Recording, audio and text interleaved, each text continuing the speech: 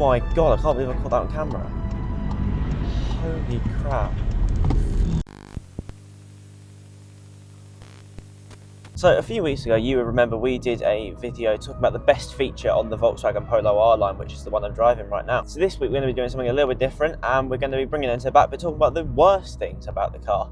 Now this isn't any digs, it's still a brilliant car, but these are just some things that I've picked up that I just think could be a little bit better, and maybe the Volkswagen cheaped out a bit on when they didn't really need to. So the first thing I want to talk about today is under the hood, and it's not the engine or anything even remotely related to the engine.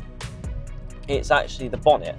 So the Volkswagen Polo, a bit like the Golf now, they don't have the gas bonnet strut. So when you lift the bonnet up, you have to put the thing in yourself, and it's not obviously as regulated coming down. You can drop the bonnet, and I don't particularly like that. My dad's van, which is a 2007, has gas bonnet struts, and even the new Datchas now have gas bonnet struts. So I don't understand why Volkswagen haven't put a gas bonnet strut in this car. It would just make it so much better, and I have seen people crack their headlights when they've been putting the bonnet down because they haven't got it, because they've accidentally dropped it too quick. And I just think it's something that Volkswagen, they're only about 20 quid to put in, and I think Volkswagen didn't really need to cheap out on that. They could have really, you know, put the gas bonnet struts in, and it wouldn't have made too much of a difference in terms of money, but it would have made a big difference in terms of the usability of this car. I mean, not often you open the bonnet, but if you do, like when I had to change coolant the other day, or refill the coolant, and open the hood just to do stuff with YouTube, it's nice just to have the gas bonnet strut. So I'm thinking of fitting them myself.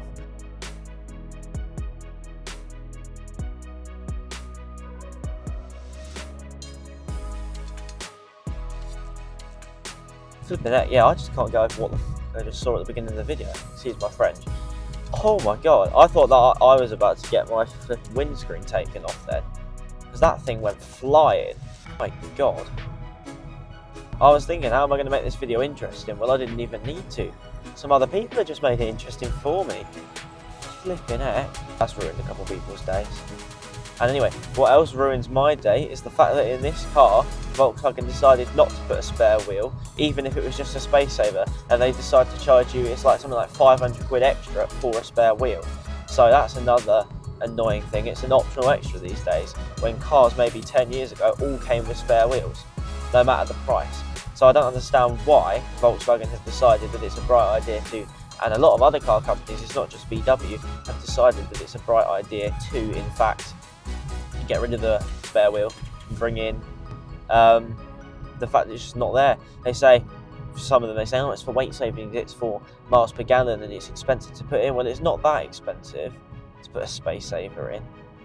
And, you know, it doesn't have to be another alloy, it just has to be a wheel that you can flip and put on if you get a flat tyre. To get one yourself, they're about 150 quid for a space saver, so I'm going to probably do that myself. But yeah, I think they should just come in from stock. And it's a shame you can't do it. Actually, when you buy a used car, you can't ask for a spare wheel when you buy the car. If the car had it as an optional extra when the original owner bought it, then you could, but if they didn't have one, you can't get one added in with the package, which is a bit of a shame. I think it's more of a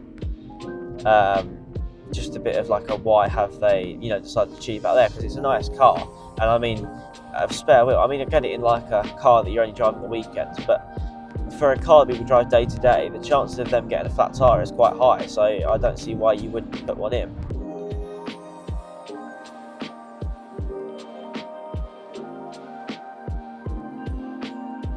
Another big thing that I don't like, it's not a big problem, but it's again shows a bit of a cheapness, is a lot of the plastic in this car, like the plastic wing mirror caps, not necessarily just plastic wing mirror caps, that's not really a problem to me, but it's like all the plastic stuff, not even down some of the door handles and the handles and stuff, they're plastic, and it's like, why are you doing that? Why are you cheaping out on something like that? I know it doesn't look too bad, but it's alright. I mean, with the bumper, I'm not too fussed because it's an easier thing to fix, isn't it? And it won't rust away. So the bumper, I'm not fussed about, but I'm saying some of the cheap plastics they've got in this car are a bit annoying. They do cheap out quite a lot. And I think the big thing that I'd like, and again with plastic, that I don't like is the fact that these cars, they have all the scratchy plastics. Why? And it's more of a pet peeve than a bad feature, but why are we putting scratchy plastics in cars? Worth the amount that they are today in 2024 or 2022 when this was made. Why are we putting scratchy plastics in? I don't understand why we're putting scratchy plastics in anymore, because they don't feel nice. They're not, like, we should put soft plastics in. Like, I'm not looking for leather everywhere, no. But I'm saying, why scratchy plastics in this? And I know it's a lot of people who say it. It's a little bit of a waste. Hello, Polo friend. It's a little bit of a waste. It's just, I don't know. They're also the watermarks. They pick up watermarks so quick, and it's so annoying. And it's just, it cheaps out the feel of the car. Even though the car is, it's not cheap by any modern standard. And I mean, the car is a nice car to drive as a car. It's beautiful, but the scratchy plastics, they don't look great. They don't feel great.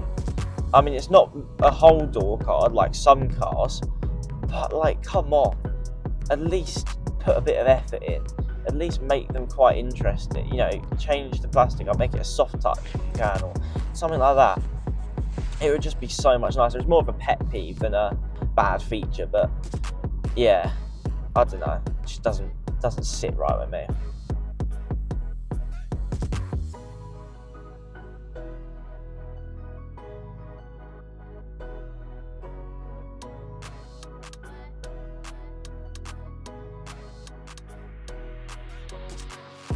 I mean, they made it all sturdy. Don't get me wrong, all the plastics are sturdy, but come on, why are we making scratchy plastics? I mean, it's sturdy, yeah, I get it.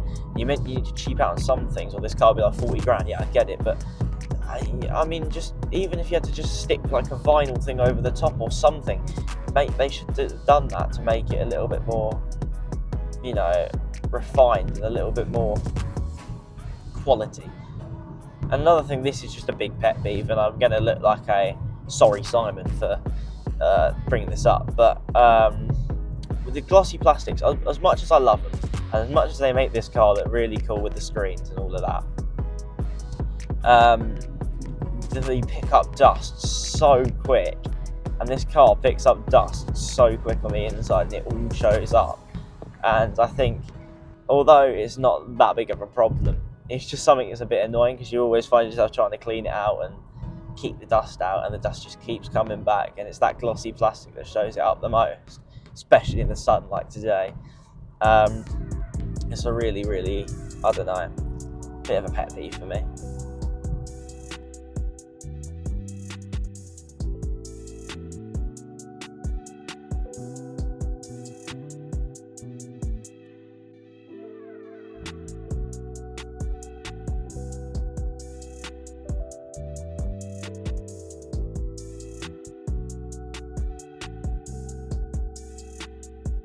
Love this route. I'm doing this route on like every video at the moment, but it's the nicest route to do at the moment, especially on a sunny day like this.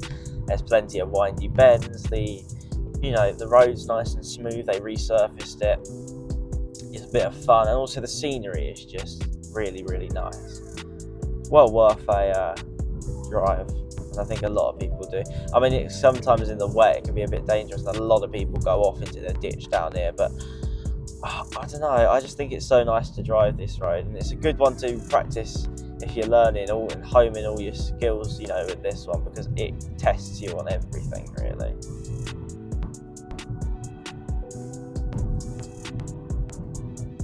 That sun really is glaring down today, like really, really greatly. It's crazy. Should have brought my sunglasses.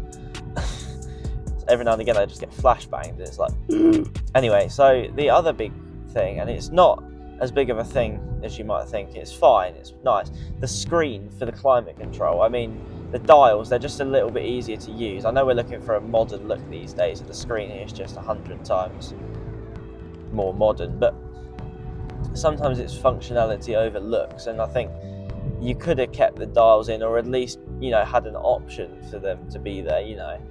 I think even keeping the little screen for all the fan, that would be fine, yeah. But rather than that slidey bar, just put a dial in that you can turn up and down, I think would have just been a little bit better and really improved the look, feel of this. And it's not as bad as the Golf, which the whole Golf infotainment system and that whole like screen and the whole almost the whole panel is too futuristic and everyone hates it these days. But I think the Polo is almost like the perfect mix, but they could have just left that dial in, because if you look at the infotainment screen in the Polo, for the one that I have, it's still got the knobs for the tuning of the radio and the volume, and it's still got the actual power button, which is much nicer. It's a lot easier to use, it's a lot quicker to navigate through with. But they could have almost done the same thing for the fan controls in the AC, even for the temperature gauge, because the temperature gauge is a right, what's a good word to put it? A right pain to use it sometimes, especially if you've got cold fingers.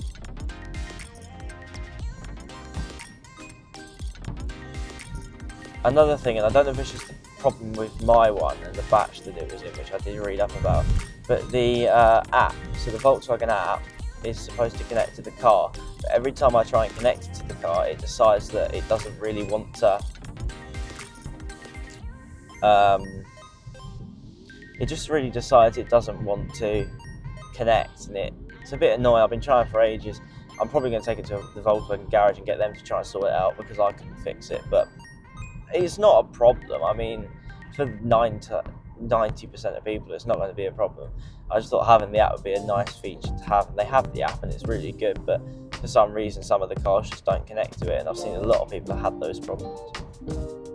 Hopefully when they bring out, or if they do, a Mark 7 Polo, hopefully a lot of these features will be, you know, addressed and fixed, and it'll be the perfect car. But I'm loving this car so far, and it's no, you know, I think, don't take these negatives with a pinch of salt, but none of them are going to really affect you day to day. There's a lot more positives than there are negatives, and I think it's still very worth it. Yeah, this video was inspired by a comment I got a few videos ago talking about the plastics, and I thought, you know what, why not? And I couldn't think of a good video this week to do on Enzo, so I thought I'll do this one. And I think it's turned out quite well. There was a bit of an excitement at the beginning. I don't know what the hell happened, and I hope everyone gets all that sorted without any hassle. But yeah, that was quite an exciting start to the video, really.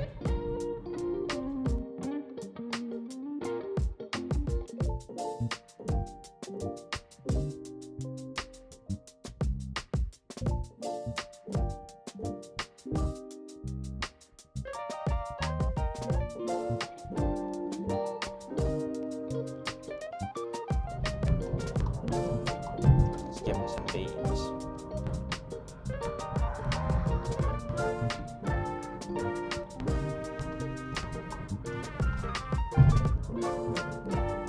This car is still really, really fun to drive, I have to say.